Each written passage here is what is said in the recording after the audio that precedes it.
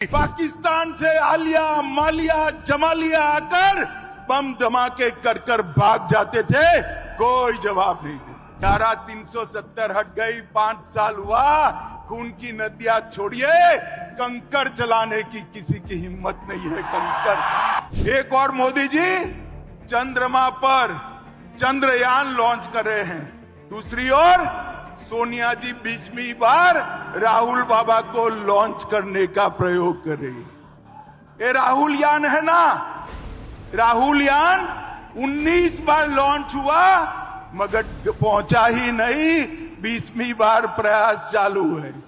5 मार्च को गृह मंत्री अमित शाह ने महाराष्ट्र में जनता को संबोधित किया। इस दौरान अमित शाह ने कश्मीर और भाई भतीजावाद पर कांग्रेस को घेरा। उन्होंने कांग्रेस पर निशाना साधते हुए कहा कि पीएम मोदी एक आदमी को चांद पर भेजने की कोशिश कर रहे हैं और कांग्रेस नेता सोनिया गांधी अपनी बेटी को 20वीं बार लॉन्च करने की कोशिश कर रही हैं। शाह ने कहा कि पीएम मोदी के पास 10 साल का रिपोर्ट कार्ड और अगले 25 साल का विजन है। ये 10 साल तक सोनिया मनमोहन की सरकार थी, आए दिन बम धमाके होते थे, पाकिस्तान से आलिया मालिया जमालिया आकर बम धमाके कर कर भाग जाते थे, कोई जवाब नहीं देता। मोदी जी आए, उरी में और पुलवामा में पराक्रम किया आतंकवादियों ने, 10 ही दिन के अंदर पाकिस्तान के घर में घुसकर सर्जिकल स्ट्राइक और एयर स्ट्राइक कर कर आतंकवादियों का सफाया। भाइयों और बहनों, दो गुट खड़े हैं। एक मोदी जी के नेतृत्व में, भारतीय जनता पार्टी के नेतृत्व में एनडीए का गठबंधन है और दूसरी ओर राहुल बाबा के नेतृत्व में इंडी अलायंस गठबंधन गठबंधन है। ये दोनों कौन है? एक और नरेंद्र मोदी जी है, जो देशभक्तों की टोली भारतीय जनता पार्टी के नेता है और 10 वर्ष में भारत के अंदर आमूलचूल परिवर्तन लाने का प्रयास किया और जिनका लक्ष्य है 2047 में भारत माता को विश्व गुरु के स्थान पर बिठाने का लक्ष्य है। और दूसरी ओर ये परिवारवादी गठबंधन, इनका लक्ष्य क्या है?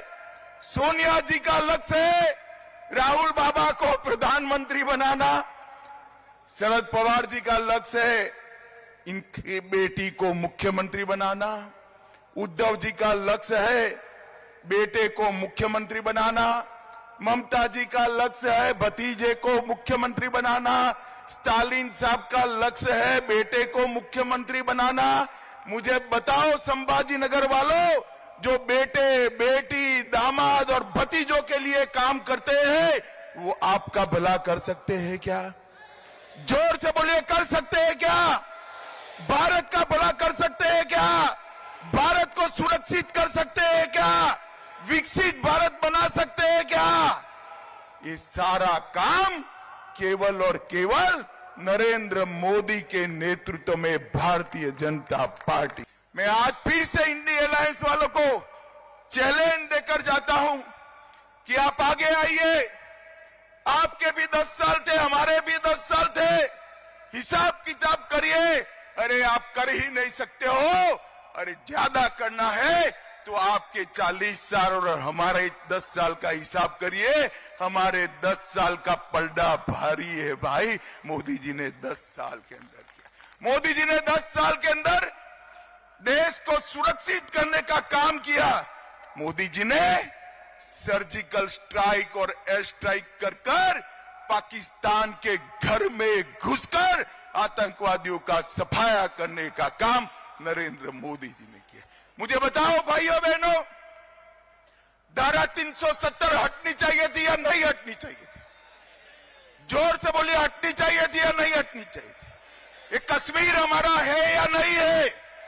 70 साल तक एक घमंडिया गठबंधन धारा 370 को अपने अनोरस बच्चे की तरह गोदी में पाल कर बैठा रहा। आपने दूसरी बार मोदी जी को प्रधानमंत्री बनाया। 5 अगस्त 2019 को मोदी जी ने धारा 370 को समाप्त कर दिया। और जब मैं बिल लेकर पार्लियामेंट में खड़ा हुआ ये राहुल बाबा, जानते हो ना राहुल बाबा को, वो कहते हैं मत हटाओ मत हटाओ। मैंने कहा भाई क्यों ना हटाए, तो उन्होंने कहा कश्मीर में खून की नदियां भी बह जाएंगी। अरे राहुल बाबा 5 साल हो गए, खून की नदियां छोड़ो, कंकड़ चलाने की किसी की हिम्मत नहीं है, कंकड़ चलाने की। मोदी जी ने हमारे कश्मीर को हमेशा के लिए भारत के साथ जोड़ने का काम किया। और कांग्रेस ने क्या किया, एक कांग्रेस पार्टी और एक घमंडिया गठबंधन जो महाराष्ट्र में हमारे खिलाफ चुनाव लड़ने वाला है, उसको जान लो, ये लोग डिनायल मोड में आ गए हैं। इन्होंने 370 का विरोध किया, 3 तलाक हटाने का विरोध किया, ओबीसी कमीशन बनाने का विरोध किया, कश्मीर में वाल्मीकियों को रिजर्वेशन देने का विरोध किया, हिंदू शरणार्थियों को नागरिकता देने का विरोध किया, जीएसटी कानून का विरोध किया, राष्ट्रपति रामनाथ कोविंद और ट्राइबल राष्ट्रपति द्रौपदी मुर्मू का भी विरोध किया, सर्जिकल स्ट्राइक और एयर स्ट्राइक का विरोध किया, भारत में वैक्सीन आई उसको बदनाम करने का विरोध किया, नए संसद भवन का विरोध किया, कर्तव्य पथ का विरोध किया और अंत में राम जन्मभूमि की प्राण प्रतिष्ठा का भी बहिष्कार किया। मित्रों, ये लोगों को डिनायल मोड में आ गए, वो कुछ अच्छा नहीं कर सकते, विरोधी उनका काम बचा है। भारत को अगर विश्व में आगे बढ़ाना है, भारत को आगे ले जाना है, विश्व गुरु के स्थान पर बिठाना है, विकसित भारत बनाना है, तो केवल और केवल मोदी जी ही बना सकते हैं। और मैं संभाजी नगर तो मांग कर आया हूं भाई, संभाजी नगर मांग कर आया हूं। पूरे देश में संभाजी नगर का नाम पूछते हैं और कोई पूछता है वहां से एमपी किस पार्टी का है, तो कहते हैं मजलिस का है।